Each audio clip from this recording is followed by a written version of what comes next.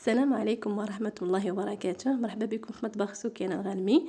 نبداو الفيديو ديالنا بالصلاة على النبي. اللهم صل وسلم على نبينا محمد وعلى آله وأصحابه أجمعين. غادي نشارك معكم اليوم طريقة ديال مسمن اللي كنحضروه فقط بالورقة ديال البصيلة. عندي نص كيلو ديال البصيلة، عطاتني 8 ديال المسمنات اللي كيجيو لذاذ والشكل ديالهم رائع. وبلا ما نطول عليكم نخليكم على المكونات وطريقة التحضير.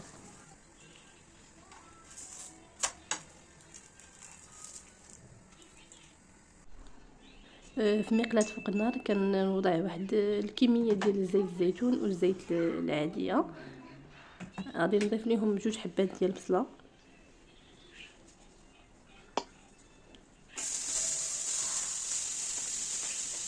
بالنسبه للبصله قطعتها يعني قطع يكونوا صغار.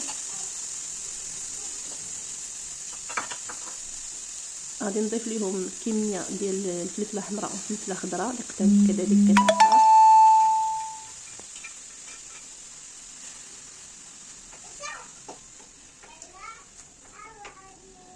غادي نخلي البصله والفلفله حتى كيتشحروا عندي، عاد نضيف من بعد التوابل.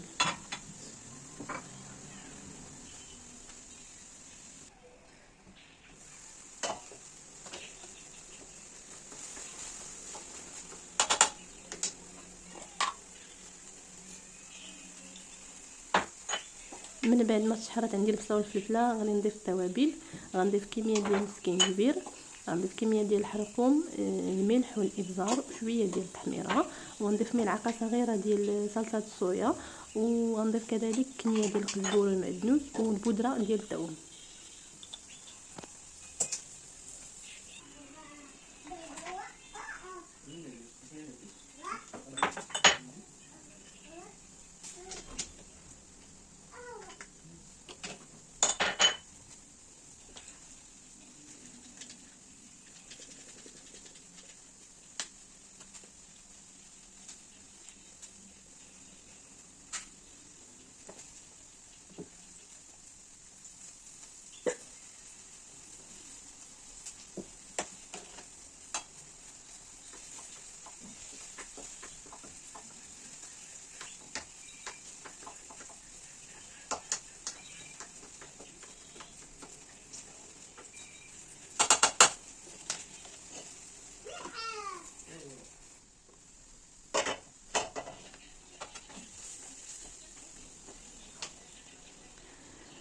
كنخلي الخليط حتى كيتشهر عندي مزيان، وغنضيف ليه 2 حبات ديال القرعه و2 حبات ديال الخيزو اللي حكيتهم، وغادي نجهد عليهم النار باش ما يطلق ليناش الخضره، ما تطلق ليناش داك الماء ديالها، ونخليهم حتى كيطيبوا مزيان.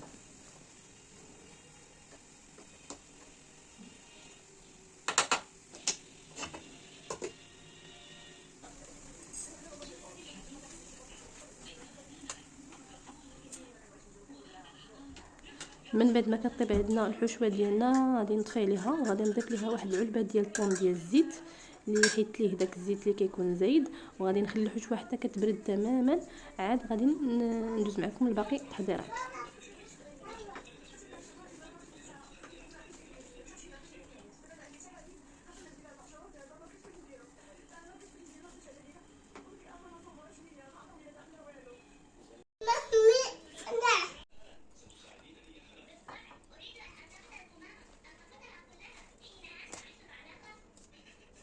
خديت نص كيلو ديال الورقه ديال البسطيله. غادي ناخذ الورقه ديال البسطيله وغادي ندهنها بالخليط ديال البيض وكميه ديال الحليب.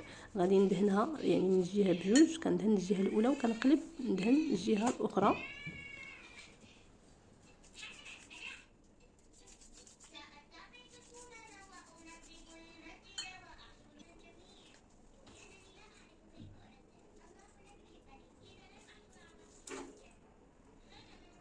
كنوضع كميه ديال الحشوه في الوسط وغادي نطويها يعني بحال الشكل ديال المسمن العادي. الطريقه راه موضحه في الفيديو، وغادي نستمر بنفس الطريقه حتى كنكمل الكميه ديالي كامله.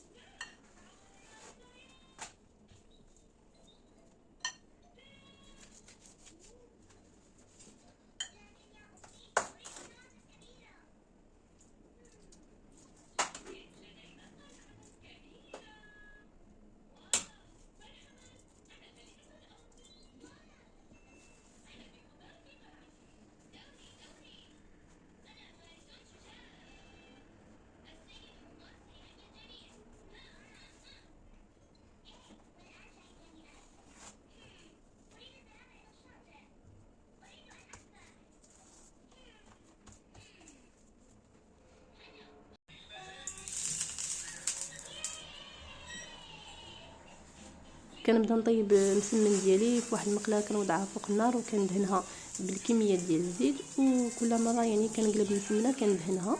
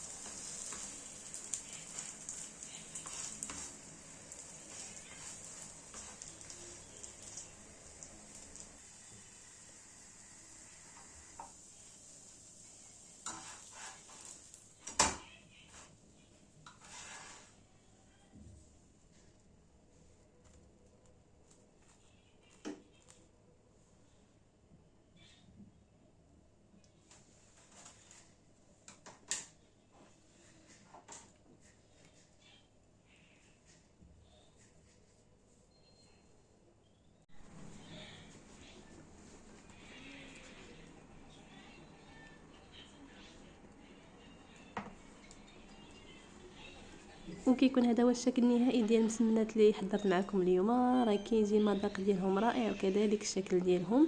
وكما العاده الى عجبكم الفيديو ما تنسونيش بالتعليقات ديالكم الزوينه، والسلام عليكم ورحمه الله وبركاته.